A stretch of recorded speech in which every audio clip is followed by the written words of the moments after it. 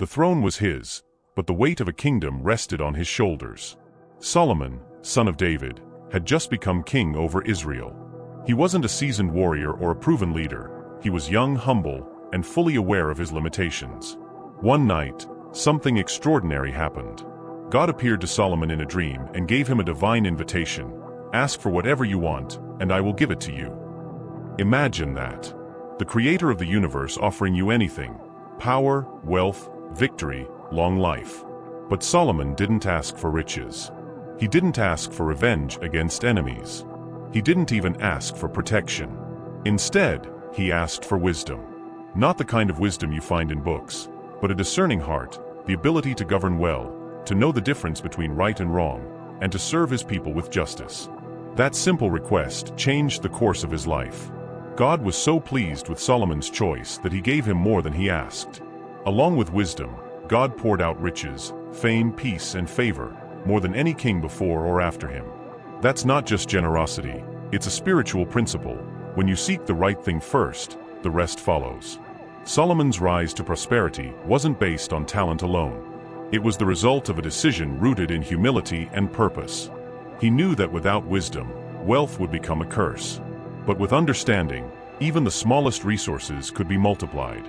Today, we see the opposite happening everywhere. People chase money with no direction. They pray for promotion but neglect preparation. They want the fruit without planting the seed. Solomon teaches us the reverse. The first step toward true prosperity is asking the right question. Not how do I get rich, but how do I become wise? If your financial life is stuck or constantly crashing, maybe what you're missing isn't money, it's insight.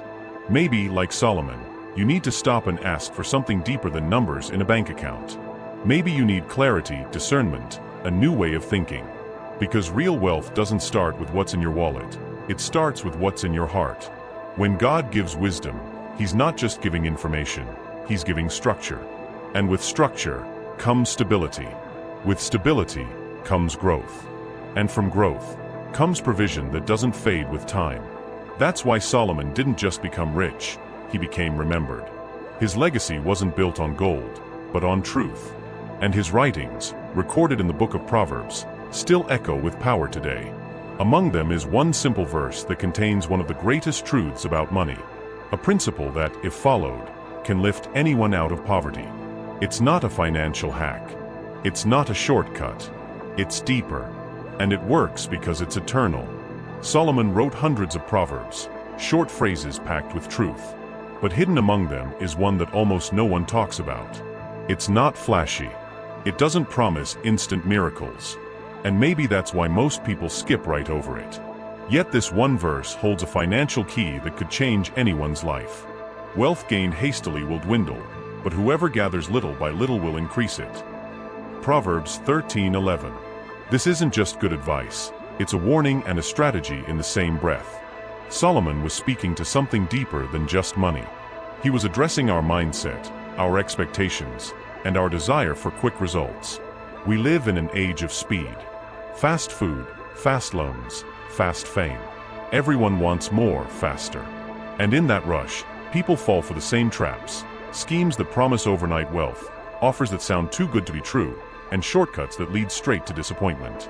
Solomon doesn't condemn wealth. He warns against the way it's pursued. He's saying, if it comes too fast, it won't last.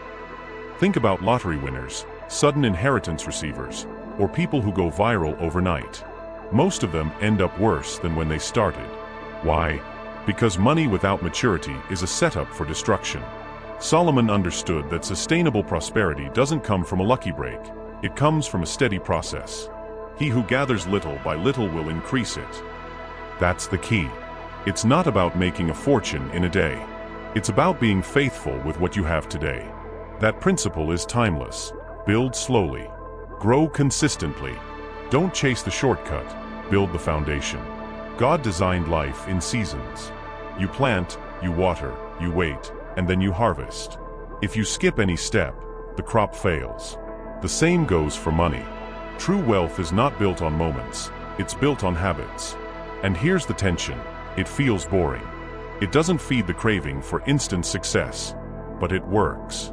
While others burn out trying to strike gold, Those who apply Solomon's principle grow slowly and surely. It's not just about saving. It's about thinking long-term, saying no to impulsive spending, resisting pressure to impress others. It's about trusting the process, even when it feels slow. Solomon wasn't anti-success, he was pro-wisdom. And wisdom teaches that real wealth doesn't come from one big breakthrough. It comes from daily discipline.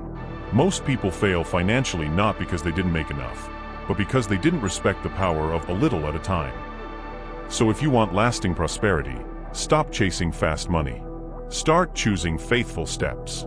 That's the path Solomon walked, and the path that still works today. If Solomon taught us anything, it's that wealth is not found in the rush, it's revealed in the rhythm. In a world where everything screams for speed, he invites us to slow down, to build rather than chase, to grow instead of gamble. There's a reason the phrase little by little holds so much power. It doesn't just describe a strategy, it reveals a mindset. One rooted in patience, discipline, and spiritual alignment. The problem is, few people embrace it. Why? Because it doesn't feel exciting. It feels ordinary. But what if that's exactly where the extraordinary begins? In agriculture, the process is sacred. No farmer expects fruit the day after planting. He prepares the soil, sows the seed, protects the ground, and waits. There are seasons of silence before anything breaks through. And even then, growth is gradual. Wealth works the same way. God built the world to honor process, not shortcuts. That's why Solomon doesn't offer magic tricks, he offers principles. And the one who honors those principles will eventually walk in abundance. Here's what Solomon's gather little by little actually looks like. It looks like saving even when it feels insignificant. It looks like saying no to temporary pleasure for the sake of long-term gain. It looks like showing up, staying consistent, and trusting that small steps still lead somewhere. It's not flashy, but it's unshakable. True prosperity isn't about accumulating, it's about becoming. It's about the kind of person you're turning into as you handle money, face decisions, resist pressure, and build wisely. It's about trading the high of instant gratification for the peace of lasting growth. And there's something else. This path doesn't just make you rich, it makes you stable. That kind of wealth won't collapse when markets shift or trends fade. It's rooted in something deeper, the character that was built while no one was watching. Solomon's wisdom teaches us that God doesn't only care about the harvest, he cares about who you become while you wait for it. That's why many are allowed to go through seasons of little, not as punishment, but as preparation. What most people see as delay, God sees as development. So yes, the process takes time. Yes, it can feel slow, but it's never wasted. Every wise decision, every budget honored, every impulse resisted, it's building something. Brick by brick. Quietly. Strongly. And when the fruit comes, it won't come as a surprise. It will come as confirmation. That doing it God's way was always worth it. Every truth that builds has a lie that tries to tear it down. And while Solomon gave us the keys to lasting wealth, he also exposed the silent enemies that work against it. These enemies aren't always obvious. They don't shout, they whisper. And most people don't even realize they're under attack until the damage is already done. The first enemy? Haste. Solomon warns again and again, rushing leads to ruin. An inheritance gained too quickly in the beginning will not be blessed in the end. Proverbs 20:21. Haste pushes people into poor decisions. It pressures them into deals they don't understand, into spending money they don't have, and into chasing success with no structure. When you move too fast, you skip steps. And skipped steps become cracks in the foundation. The second enemy is comparison. Trying to keep up with what others have is one of the fastest ways to go broke, emotionally and financially. Comparison breeds discontentment. It convinces you that you're behind, that you need more, and that you're somehow less until you have what someone else does. Solomon put it clearly, a tranquil heart gives life to the body, but envy rots the bones. Proverbs 14:30. Then there's pride, the voice that says, I don't need help. I know what I'm doing. Pride is sneaky because it disguises itself as confidence. But unlike wisdom, pride refuses correction. And where there's no room for correction, there's no space for growth. Solomon warned, pride goes before destruction, and a haughty spirit before a fall. Proverbs 16:18. Next comes emotional spending. When people use money to fill emotional gaps, boredom, sadness, stress, they lose control.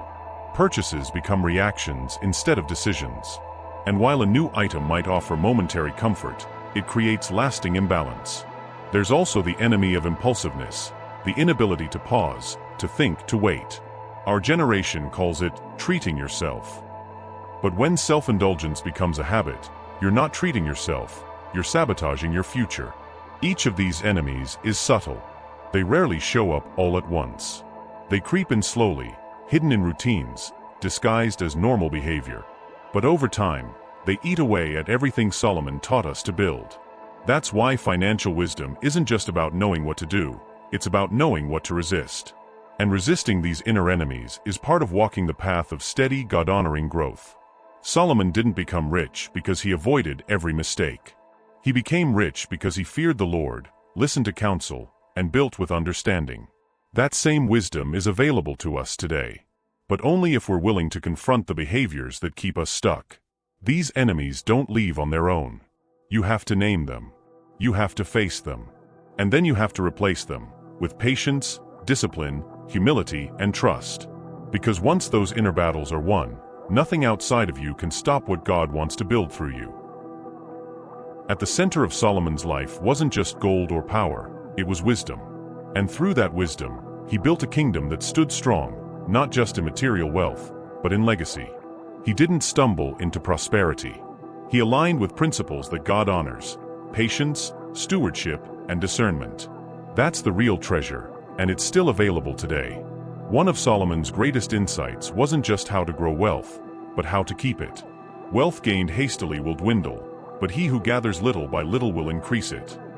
That verse doesn't just advise. It defines the type of wealth God wants you to build.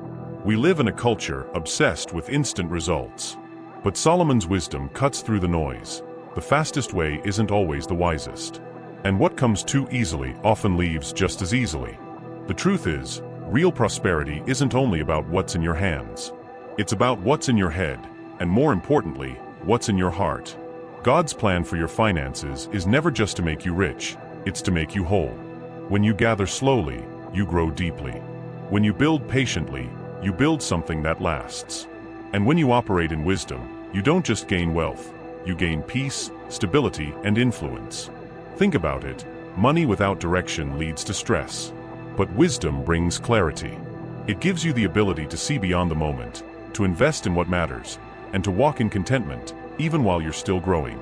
God never said wealth is wrong, but he's clear about how it should be handled. That's why Solomon was trusted with more than anyone in his time, not because he was perfect, but because he prioritized what most ignore. He started with wisdom. That same invitation is open to you. No matter your current income, no matter your past decisions, no matter how many mistakes you've made, you can start today by asking God for wisdom and by applying what you've now learned. Because true transformation doesn't come from luck or shortcuts. It comes from alignment with truth. And Solomon's truth is as relevant now as it was then. Let this be your turning point. Decide to stop chasing and start building. Refuse to let haste, pride, or fear dictate your future. Choose the steady road, the one marked by wisdom. You'll be amazed where it leads.